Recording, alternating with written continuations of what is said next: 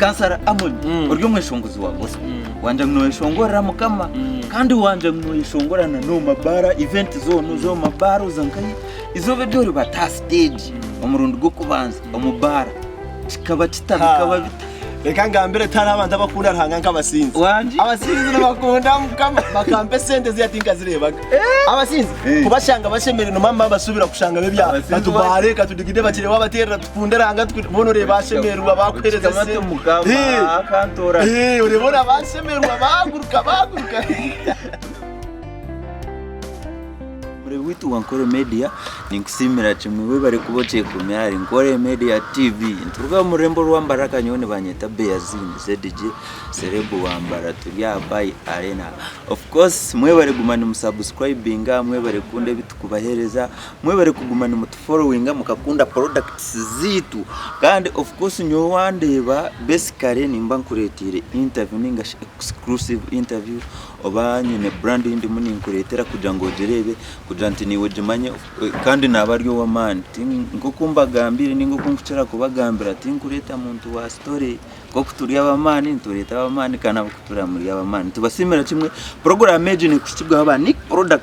products ekwinire Nick Habo Jelly Nick Habo Soap Nick Baby Jelly Nick Petroleum Glycerin nezindi products nyinje zinikaine. Of course for your health, for your good looking, you need to use Nick products. Tingo ndamashishiro bwirere izoba ni no mushawa mano watayira hari NKORE Media twakwakira anko ninye nakira ashemerwa kubasa kubona mutayisa Ankole Media amazina nabanyeta Councilor Amon. Councilor Amon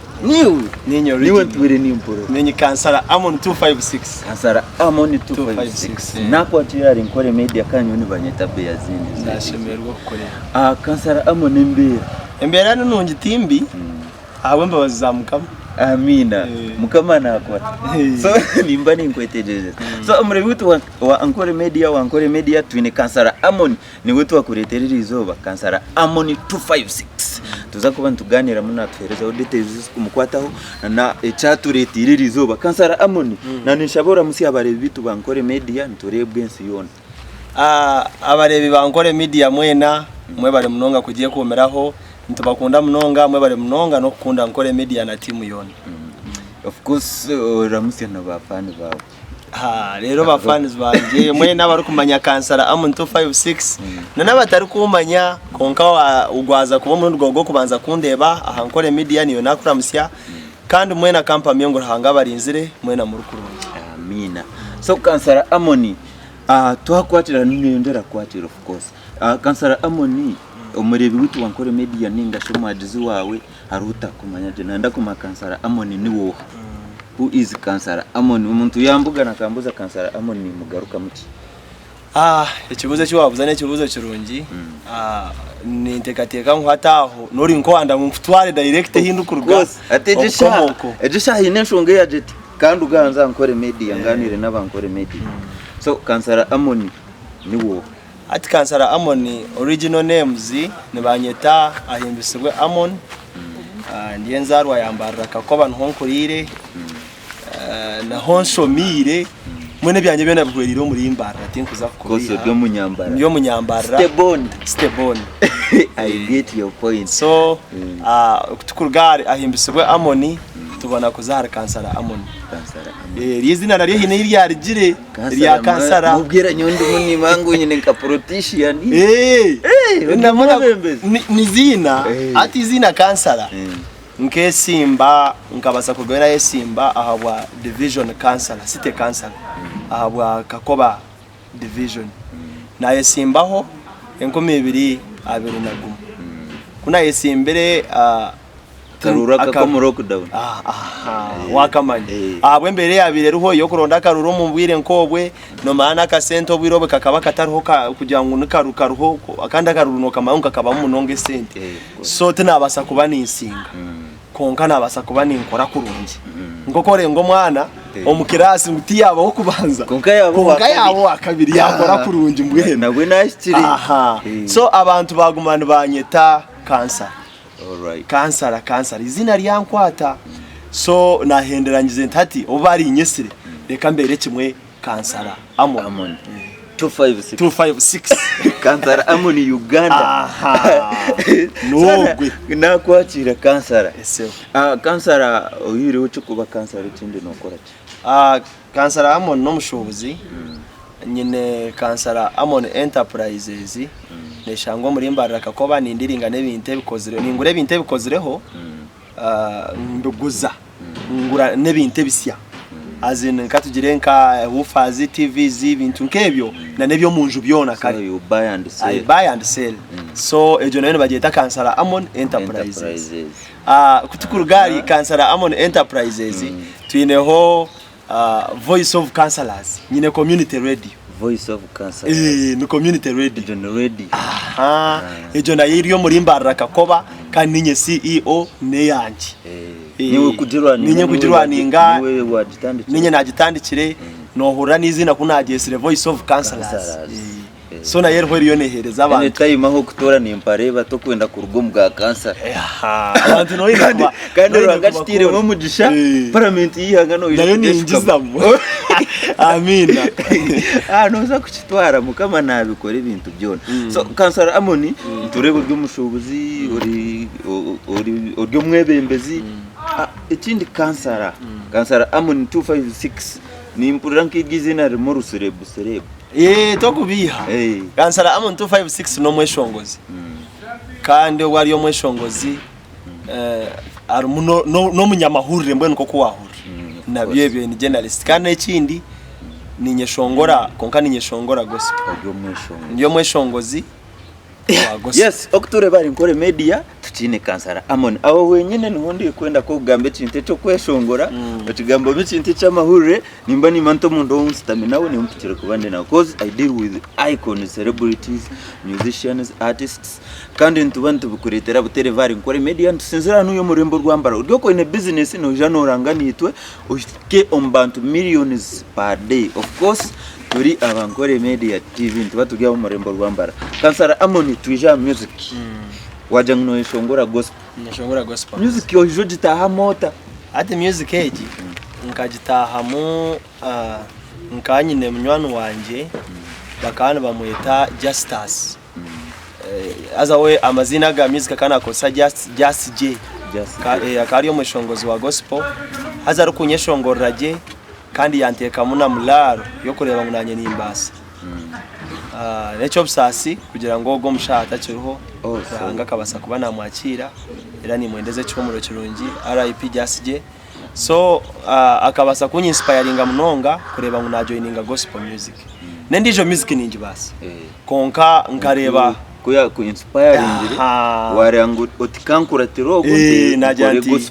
najanti kuna akora gospel kandi we yanshobora yanjye ati no kibasa kandi kunagire kukigezaho nanye nashangu ninki basi ekinde kira abantu agambire ndi MC amikore yembaga tende MC wa kurra wa makira nonde MC ambaga MC amikoro nke ya birthday parties ejo nabyo ni imikoro. So kuna tandikire nkakitandike 2016 nkabanza kweshongore cyeshongoro cyanjye cyabanditse no kukigira ati ngahamya 2016 konka ntari serious ngoko kure abwananka ntari serious nonda kunja ngoko takucyehurira mutimbi ngaba nincyehuriramu konka nkaba ntakukireba nkanta kukireba kugira ngo nshemeye kuba ninkikora kimwe kuba nkiza budget yanjye y'ibintu bishimye kuba ninkora nka Councilor Amon. So na gumaninza yo Nayeshongora cyeshongoro maro mwaka Nayeshongora cyeshongoro cya event kugira ngo tweshongoro ro mugore tkoreke cyeshongoro cyo mugore nankayija kwikira kugira atananishaba munkorere muzo mu studio munkora yake shongora abugenyi bwanjye mukanyeshongora. So twatandika studio kuna herze na shanko wabergaho nkana isibye shongoro nkabishatu na shanko wabergaho byeshongoro mbiyeshongora konka bigumu musimu yanjye mbyine musical dukora bigumu musimu konka ntakubitambuza ntakubitambantu konka cyaguma abantu ntigira umuntu katugiye nkatiwe nkati Beazine nakugira nti hurikiza makeshongora kaninye nakatira akikawurikiza jya twungashi ninjitga atishongoro byo kabonire akwati Councilor Amon wanja ngo katandika 2016 wakandwe musuni ya watu still young so ati wara from 2016 ni ndeba Councilor Amon as an artist kumweshongozi izina ririmo niritambura now kugira ngo kutambura kandi wanja ngo katandika we back sataho niho naninza kuburiza konka wacingarukamo kuruge ngumibire na mukaga music yawe komebiri na mukaga etwire nka music yawe music yanje etwire ngoko nanagambire nkabandaka no manya music nikiswaro bwire bwinji okuyikiriza okwetegereza ngo music is business hati noreba nkabanza nazo mu bya business oku nazo mbyoku konka ntakabase kufuna omuntu wakubasa kubana shomesa akangira ati no manya kansara music is business hazo muntu wakinshomise kintecho ndibamweta DM Swaga yes respect DM Swaga our CEO NKORE Media kandi CEO Super Promotions Ankole Comedy Limited na nibindi byona so DM Swaga yajaje ati music is a business akangira ati kansara reka nkugambire ati otakaza no mu kintu cha music ati music in the business ngoko kuroko ine kansara Amon Enterprises you have to invest in kutekamo kufunamo that was when ninjira hawa tinka emyezi nkamushanju tukugambire yakinga mwaka music nkabanjini kunkanta kugifaho kugira ngo so DM Swaga yampabura yanje atereka nkugambire ko reno manyango yono yeshongorera abantu hereza abantu music hamwe na MC Mokshe nambo nano legendary MC Mokshe big up MC Mokshe akangira ati no yeshongoraje atwonke byeshongoro no byeshongora ninga no byeshongorera abantu babumanya MC Mokshe yambereraho nawe yanteka mu munonga murara ojuko ngana ati kansara sitware cyeshongore cya radio kansara reka mfutware tugere turebe nanga guma futere cyeshongore cyawa mwe nareba nanyendeza era big up MC Mokshe era na video yanje yinabandize gukora MC Mokshe buri kimwe cyo nanwe yakikoze nuwo yanyebembire nuwo yaronzire myanya nuwo yakozire buri kimwe kugira ngo mbwe nankundi se kintu so ati nyenda kumanya intane se yorebera music kurugaburo buwa botakabugine DM Swaga na Mokshe na hati kurugano babugana ne batandika kugira ngo commercialize ningash music yawe dikore nka business we difference linkai difference ho yamana munonga abakwa nyonka nkabanta kumanya munimba sa ku performinga nore gospel music yine kinde kinyo ninkora gospel music abantu abindi bakagimanyira kugira ngo netekwa gomo mu makanisa kugomo mu makelezia kugomo mu mabaga konkanyo yine kinde kinyo ninkora na munonga nintekateka ngo ekinde kinkiza kutuyamba nkabeshongozi ba gospel ninyeshongora buri event yona ehindi gambera nkeshongora akinihira bakampa stage Nayeshongora World Pop Day Nayeshongora chifu chakete mukiza ajipu muri nyowe ninyeshongora yohona ninyeshongora kastoba no tambuza gospel we bari kastamba nintambuza gospel music we bari kandi kiri kunshemeza noreba bwiro bwinje abantu batujajinga agira tati ogo Nayeshongora byeshongoro byedini konka nabyeshongora nabasinzi nabyeshongora my friend Beazine kangambe abantu abarukuzo mu macyaki no barukuzo mu myanya yo kushemererwa namanya abantu namanya terizo no rwa mukaga manyerizo bane sande ninza kuzacyaki nshabe naheza kushaba nkwato mukazi wanje tugende tugende nka arena tuze kusitama mutukiringa hati nyoko nukwijana abashangaho nabeshongora nabajyante mukundera hanga nabeshongora byeshongoro byedi bashemererwa bamanya ngo yibaza naho rahanga ariyo wanyetegereza konka tureke gumanda ujyango yitwe abo kubarahanga takabasa kutuma abo kubarahanga najya tabarihiri mube nimo mwijari takutuma mbagizireke noreba kabasa kusigaho 9 na mwenda yaza kuronde mwe yabura yes erizoba nituza kubaburira indiri edini yoni tuza kujikwasaganya ningashe kigambo cha ruhanga of course ncine kansara Amon tuchelugana ganira 256 ni arumuna tuganira rugendo rwo bwa music ntuza kuba belief munonga kansara Amon nyenda kumanya wasibye shongoro binga nyine byeshongoro mukaga konke byeshongoro ebindu kutambuza hati ningashi kuba serious ko kunana kushobora nebyeshongoro bibiri ebyo byo ndiyo so no utandikira serious kuba serious kujya hati serious business ya music nebyeshongoro bibiri so byeshongoro bibiri nibyo tukuzagamba akuba nibyo twenda abantu bamanye munonga ekeshongoro cyo kubanza nibyo bibiri nico ki ekeshongoro cyo kubanza mbaceta ompe marika wawe nikigenda kiti mukama tata wanje reba nija hori ompe marika wawe arwane ntaro zanje wow ekeshongoro cyo kachikora ya ekeshongoro cyo nkachikora 2021 nachikora no mushyo barukweta baby star aha era big up baby star tukabasa gukora hamwe ekeshongoro cyo haza abantu bakikunda era buri hinkuza nakeshongora ninga nagenda nawo twakeshongora ureba abantu bashemererwa bakoreka ngo bapikinga nabakikunda ekeshongoro cyo kine video ya kine video kashohora kare erwa media platforms ekeshongoro cyo niwo wachandikire ni baby star ekeshongoro cyo ninye nachandikire kuna chandikire baby star nawe yija ya nyambaho mbwenu nkahandika konkano manko kwandika no yitago umuntu kwija kushijuma nkahandika na baby star yija ya nyambaho kutereza ahabire hataterire kurenga twakoreke shongoro cyose so Councilor Amon kuharugere weche cyeshongoro ecyakora salon cyo ki nubaceta sara ateje nico ki latest nacho ni yo latest nico urkwenda nabantu bamanyeje shanko mujeshongoro byewe banzo tusabore muri sara ekeshongoro cyo ni gospel konga wabatagihire bwire tokagicenga ngo gospel rukundo yampsya habi bantu mwe oko kundo takukunzire no burwire nimushitame mbatebeze ngakunda sara na muho mutima gwanje yagwakira nyabo twagero kwicerezana ngo na wampogweye tubo muntu omwe wajere cyashongoro ni gospel it's a gospel song inde banorerera rap ni gospel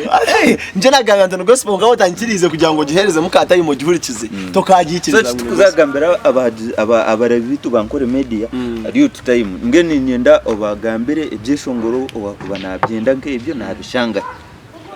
ebyeshongoro ebyo wano byenda noza kugenda YouTube channel yanje Councilor Amon 256 watayipingamo Councilor Amon 256 noza kuba noreba ibyeshongoro ebyo so 256 bijya YouTube na videos ajo sala video tekizero nkaliyo nankani ya maraika niwe na sala na yeriyo konga hariyo video